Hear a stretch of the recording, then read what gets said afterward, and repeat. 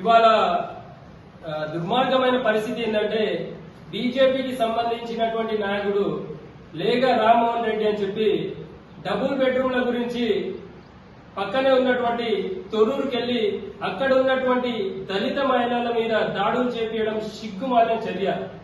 ఇతనికి గత ఎన్నికల్లో పోటీ చేస్తే డిపాజిట్ రాని వ్యక్తి ఇతను.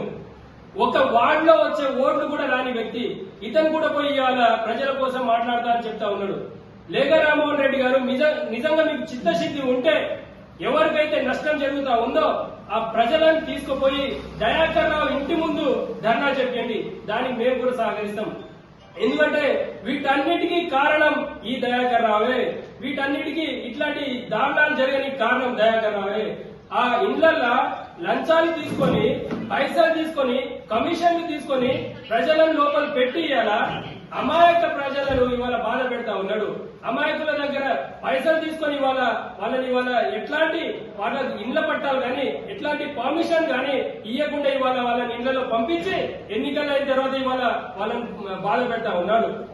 ఇట్లాంటి చిల్లర మాల పనులు మీ బీజేపీ పార్టీ నుండి చేస్తే ఇవాళ మీకు 2000 3000 ఓట్లు వచ్చినట్టున్నాయి. ఆ 2000 3000 ఓట్ల నుండి మీరు 200 20 30 ఓట్లకు పడిపోయే పరిస్థితి ఉంటుంది. మీకు ఏమైనా చిత్తశుద్ధి ఉంటే ఈ అన్నిటికీ కారణమైనటువంటి దయాకర్ రావు ఆఫీస్ ముందో దయాకర్ రావు ఇంటి ముందో ధర్నా చేయండి, మేము కూడా సహకరిస్తాం. కాంగ్రెస్ పార్టీ నాయకులుగా కార్యకర్తలుగా మేము తప్పు ఖచ్చితంగా తప్పు అని అంటాం. తప్పు జరిగిన వాని కోసం ఎక్కడ వాళ్ళకు తప్పు చేస్తున్నోనికి సహించలేదు. ఎవరి మీద తప్పు జరిగితే వాళ్ళ కోసం ఎక్కడ రాకైనా రాని మేము పార్టీలకు అతీతంగా మీతో పాటు వస్తాం. అంతేగాని అక్కడ పోయి రాజకీయ పబ్బం కోసం ప్రజల మధ్య చిచ్చులు పెట్టి అది కూడా దళితుల మీద నువ్వు దాడి చేపిస్తా ఉన్నావు. రామ్మోహన్ రెడ్డి నువ్వు ఇవాళ దళితుల మీద దాడి చేపిస్తాను, అదే దళితులు ఖచ్చితంగా నిన్ను కూడా తరిమేస్తారు, తరిమి కొడతారు కూడా. ఎందుకంటే వీటన్నిటికీ ముఖ్య కారకుడు అయినటువంటి దయాకర్ రావుని ఇడిచిపెట్టి నువ్వు ఇవ్వాలా అక్కడ పోయి దళితులను గొడవ పెట్టిస్తా ఉన్నావు. వాళ్ళు ఏదైనా అఘాయిత్యానికి పాల్పడితే వాటికి కారకుడివి నువ్వే. ఏదైనా నష్టం జరిగితే దానికి కారకుడివి నువ్వే అవుతావు, దానికి బాధ్యుడివి కూడా నువ్వే అవుతావు.